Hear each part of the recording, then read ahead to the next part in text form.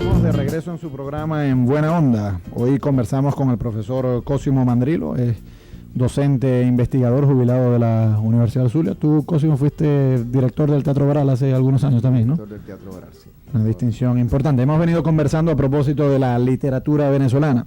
En el segmento anterior, Cosimo, habíamos dejado el tema de cómo doña Bárbara, pues, corrígeme si no es así, viene a ser como la primera gran novela moderna, o por lo menos que introduce los grandes temas de la modernidad. Ahora, Venezuela era un país netamente cafetero, imperaba la alpargata, era como una gran finca, ¿no? Y con el descubrimiento del petróleo, pues una severa transformación social en nuestro país. Y pues ustedes los literatos siempre han dicho que hay una muy íntima relación entre la sociedad y la literatura, es decir, los cambios sociales traen cambios en las expresiones literarias. ¿De qué manera el petróleo trajo transformaciones literarias a Venezuela? Bueno, el petróleo transformó a Venezuela toda como país, sin duda, ¿no? O por lo menos en algunos casos aceleró los cambios que quizás se hubiesen dado por el asunto del avance de la modernidad, de la tecnología. Algunos cambios uno puede suponer que hubiesen sucedido igual, pero la aparición del petróleo en Venezuela sin duda que acelera mucho de esos cambios.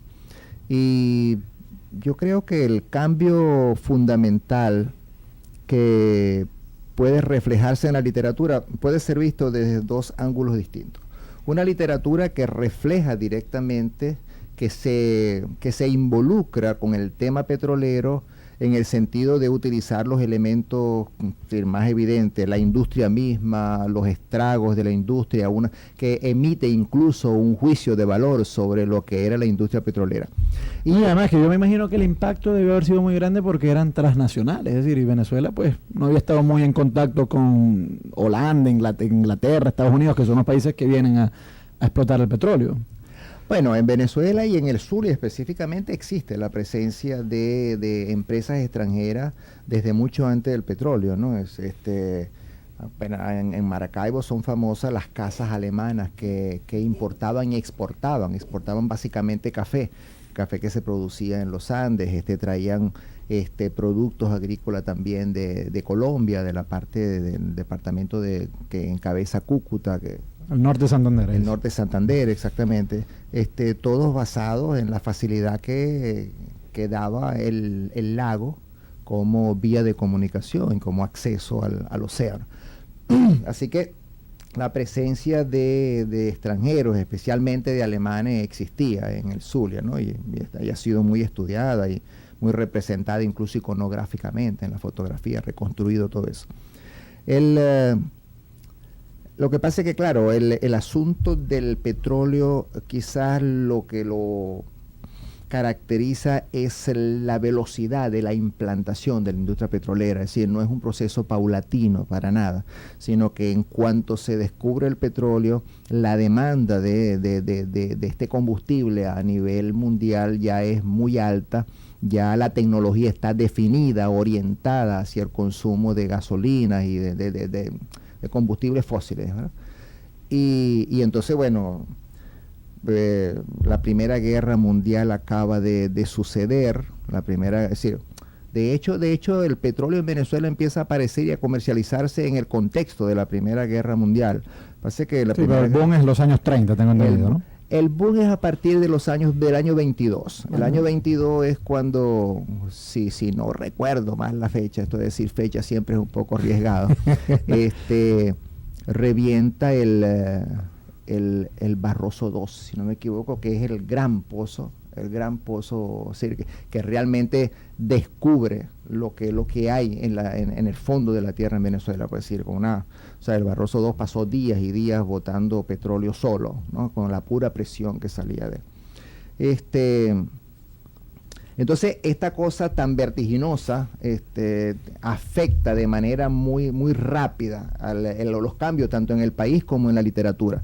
Lo interesante de la literatura, y es una cosa que extraña, es cómo pasa muy rápidamente de una visión optimista el petróleo asociado con la idea de progreso, de felicidad, de riqueza, a una visión negativa, pesimista, al petróleo visto como explotación de los trabajadores. Explotación de los trabajadores, como degradación del ambiente, como corrupción, como discriminación, etcétera, etcétera. Y más o menos esa es la línea que va a mantener, que rige, que caracteriza lo que llamamos hasta hoy literatura del petróleo, ¿no? ¿Cuáles son los autores más conocidos de este movimiento? Mira, hay varias novelas. La que teníamos desde el principio y se enseña en la escuela todavía como novela fundacional, hablando del género novela, es Mene, de Ramón Díaz Sánchez, de 1936.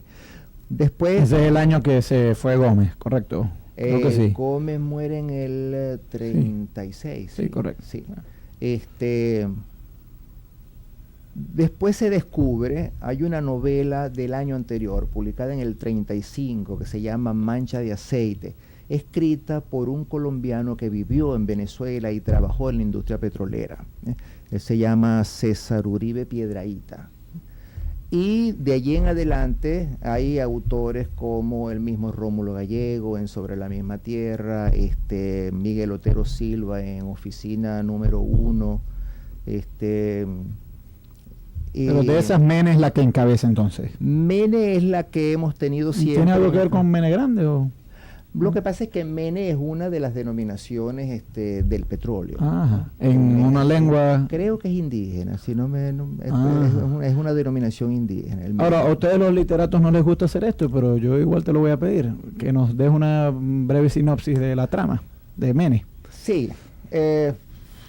A ver, Mene básicamente refleja la vida de una familia en Cabima, en Cabimas, y va explicando, va representando a través del accionar de los personajes cómo se va degradando el concepto mismo de familia, cómo se va degradando el concepto, los valores propios de una venezolanidad que se hace idílica, es decir, todo lo que está, eso es otra cosa que caracteriza también a la literatura del petróleo, todo lo que está antes se idealiza.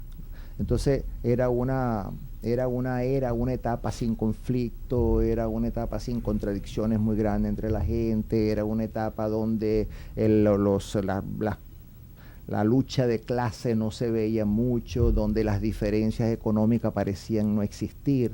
Y de allí en adelante entonces se marca todo eso que está atrás, sirve para contrastarlo con lo que viene adelante, y lo que viene adelante es degradación del medio ambiente, prostitución, degradación de valores, degradación de la familia.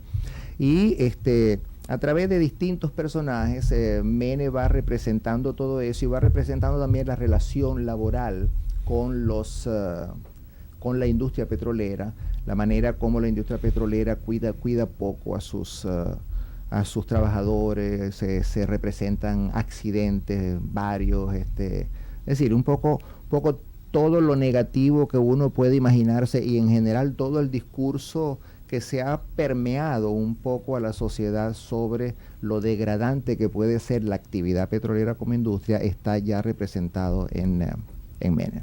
Ahora, sin duda, pues, como tú lo estás planteando, es una novela de protesta. Sí, claro, sí. Y claro, una función, no necesariamente, pero el autor de una novela, de un poema, puede cumplir una función social como elevar una protesta frente a algún abuso que esté ocurriendo en la sociedad. ¿Tú crees que esa protesta surtió efecto? Es decir, ¿las condiciones han mejorado con respecto a lo que el autor de Mene... Sin duda. Pero ¿tú crees que el movimiento literato tuvo responsabilidad en esas mejoras? Yo creo que la literatura suele ser una parte de un movimiento mayor, ¿no? Sin duda que lo que movió a las mejoras que pueda haber habido en la industria petrolera no fueron los textos literarios, fueron los movimientos sindicales, fueron la huelga. Sí, pero bueno, eso habrá despertado un poco de conciencia, me imagino, ¿no?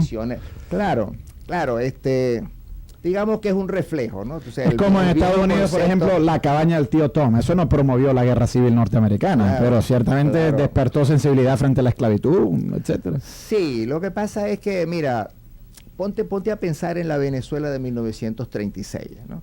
Para empezar, ponte a pensar cuánta gente leía, ¿no? Sabía leer, no era que leía, sino que cuánta gente podía leer, ¿no?